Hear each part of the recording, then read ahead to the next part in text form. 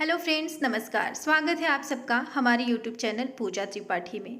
तो आज की स्टोरी है मायके का मान, जो कि हर लड़की के जीवन से जुड़ा हुआ है। बहुत ही सुंदर कहानी है, पूरा वीडियो जरूर सुनिएगा।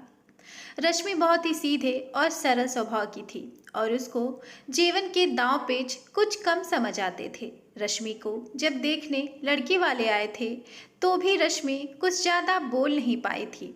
और किसी ने क्या खूब कहा है कि शब्दों से जाहिर न करना किसी के वजूद की पहचान। हर कोई इतना कह नहीं पाता जितना महसूस करता है। और ये कहावत रश्मि पर बिल्कुल सटीक बैठती थी। लड़की वालों को रश्मि की सादगी पसंद आ गई और बात पक्की हो गई।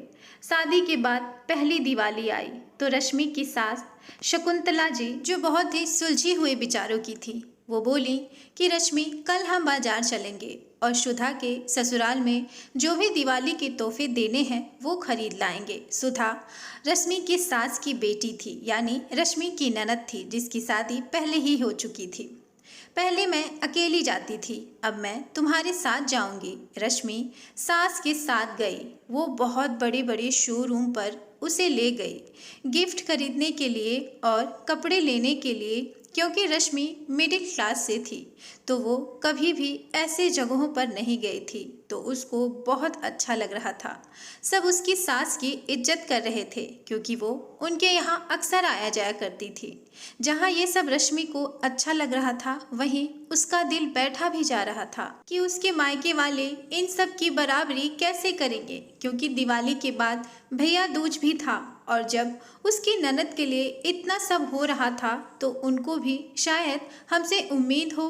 रश्मि ने बातों बातों में अपने घर पर ये बात रखी तो उसकी माँ, जो कि एक विधवा थी, उन्होंने अपनी चूड़ियाँ गिरवी रखकर रश्मि के लिए गोल्ड बनवा दिया और दिवाली पर उसके भाई भाभी को सामान लेकर भेज दिया।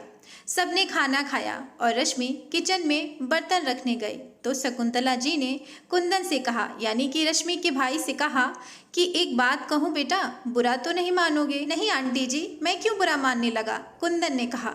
तब रश्मि की सास ने कहा, देखो बेटा, मैं जानती हूँ तुम जो भी सामान लेकर आए हो अपनी सामर्थ्य के बाहर लेकर आए हो, क्योंकि हर लड़की अपने मायके का मान चाहती है अपने ससुराल में। पर मेरा निवेदन है कि 250 रुपये और एक मिठाई डिब्बे से ज़्यादा मैं कुछ नहीं रखूँगी, क्योंकि भाई का हक होता है बहन को देना।